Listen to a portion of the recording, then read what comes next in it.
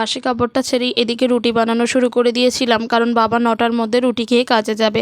বাবাকে রুটি বানিয়ে খেতে দিয়ে দিলাম, তারপর ভাতটাও বসিয়ে দিয়েছিলাম। ভাতটা বসিয়ে দিয়ে আমি এদিকে রুটি পরোটা সমস্ত কিছু কমপ্লিট করে নিলাম। তারপর ওকেও খেতে দিয়ে দিলাম। কিছু বাসন জমেছিল সেগুলো মেজে ধুয়ে নিলাম। আমি আমার বাসি ঘরটা পরিষ্কার করে নিলাম, নিয়ে তারপর ভাত বসিয়েছিলাম, সাথে ঢেঁড়স সিদ্ধ বসিয়েছিলাম, আর আমার জন্য একটু আলুর তরকারি করেছি, যেহেতু আজকে মঙ্গলবার আমি নিরামিষ খাবো তাই। তারপর মায়ের ঘরে মা পরিষ্কার করছিল, যে টুকিটাকি বাসনগুলো বেরোচ্ছিল সেই সমস্ত কিছু ধুয়ে নিচ্ছিলাম, মানে এই প্লাস্টিক বালতি, কাঁচের বয়ান, এই সমস্ত কিছু। ছাদে এসে দেখি অনেক জামা কাপড় আমি কেচে দিয়েছিলাম, সেগুলো এখনও শুকনো হয়নি। সমস্ত কাজকর্ম মিটিয়ে আকাশের দিকে তাকিয়ে একটু দেখছি কি অপরূপ সুন্দর আকাশটা ছিল। আর ওই যে দূরে ফ্ল্যাটটা, ঠিক ওইখানেই আমি পড়াতে যাই। তারপর আমার হাতের বসানো পুঁই গাছটাও একটু দেখে নিলাম, আর এদিকে দেখি বেগুন গাছে অনেকগুলো বেগুন হয়েছে। অনেক কাজকর্ম সারাদিনে করি, কিন্তু সেই সমস্ত কিছু ক্যামেরাবন্দি করা হয় না, এক নিঃশ্বাসে কাজ করে যাই।